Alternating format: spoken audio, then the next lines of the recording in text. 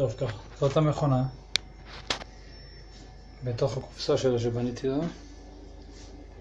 קופסה סגורה. עם פילטר מאחור פחם שייכנס פה אוויר. ומפוך מחוץ שיוציא אוויר, מבפנים שיוציא אוויר בחוץ. המפוך הזה עדיין לא הפעלתי אותו, אבל בעיקרון אמור להוציא את האוויר המזוהם של ה-ABS החוצה.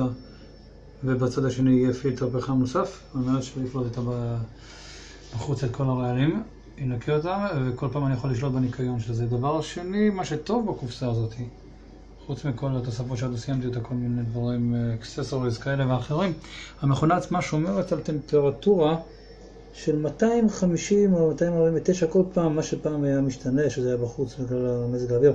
אתם רואים 250 נשאר 250, האיכות של ההדפסה אמורה להיות יותר טובה, אני מקווה שככה זה. זה ניסוי קטן שאני עושה פה על קוביית טיפוס. אני אוציא את זה אחר כך, אני אסיים, נראה מה האיכות שלה כשזה יסיים את ההדפסה. מה שכן, הקופסה יצא טוב. אחורה אני צמתי בפנים שם את גם אם אתם רואים את הנקודות חשמל, שאם אני צריך אי פעם להוסיף פה כל מיני נקודות של מצלמות, בצדדים זה מה שאני יכול לעשות, וכשאני יכול לצלם את זה בתאורה פנימית. בקיצור, היא אטומה לחלוטין.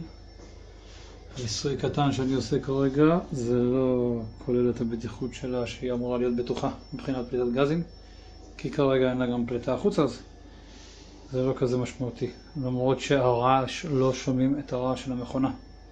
זה מדהים.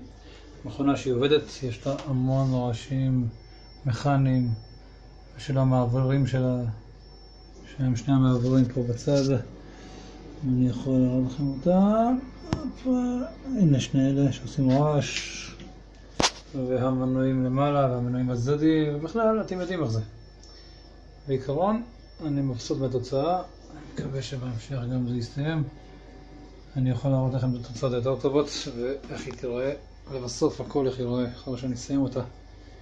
אז חברים, זה הקופסה אטומה, קופסה שאמורה לשמור גם על איכות הסביבה וגם על איכות ההדפסה.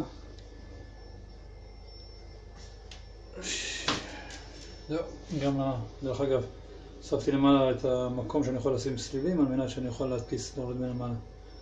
זה גם עוד נקודה שהוספתי למעלה, שכחתי לדבר עליה. אוקיי, להתראות בינתיים. אני אנסה לסיים את ההדפסה הזאת ואני אעשה עוד איזה סרטון קטן. ביי.